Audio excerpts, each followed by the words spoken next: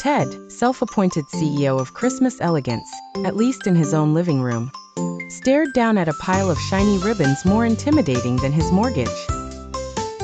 Choose your ribbon. Ted, committing fully, picked one wider than his cat, and more sparkly than his optimism on Monday morning. Little did Ted know, the ribbon was about to win this round. He tried the classic waterfall technique, but ended up with fragile spirals that looked like noodle leftovers. His partner, Daisy, popped in, took one look, and suggested he YouTubed it. Ted, irrationally competitive, decided to wing it because you don't get viral with normal. Ted planned to start at the top and cascade downward elegantly. The tree, of course, had other ideas. The fairy at the top, who Ted swore winked at him, became the anchor for a loop that promptly sagged and transformed the elegant cascade into a sad hammock suitable only for tiny squirrels. Not to be defeated, Ted devised 3 techniques: weaving, spiraling, and what he dubbed the duct tape dream. Reality check. Duct tape, though festive in theory, is less so when you have pine needles stuck to your eyebrows. Daisy entered like a ribbon ninja, snatched the wide roll, and did what any pro would. Cut the ribbon into manageable lengths. You have to aim for loose, billowy loops, she said.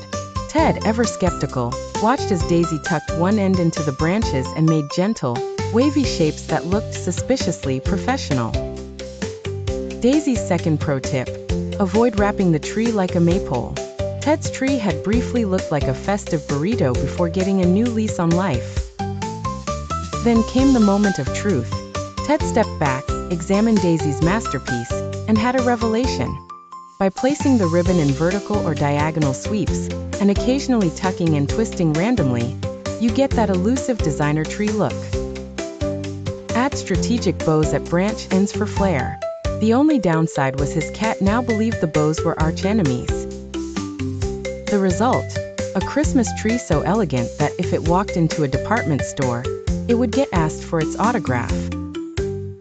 Ted lounged on the couch, admiring the shimmering display, trying to convince Daisy he had, in fact, contributed essential comic relief. Final tips from the ribbon saga. Buy more ribbon than you think, have scissors at the ready, accept that cats and gravity will conspire against you, and remember, sometimes it really is best to let the ninja do her work. And so, Ted's living room glowed with elegance and a whisper of defeat, but his dignity was intact. For next year he'd master the waterfall, if YouTube and duct tape cooperated.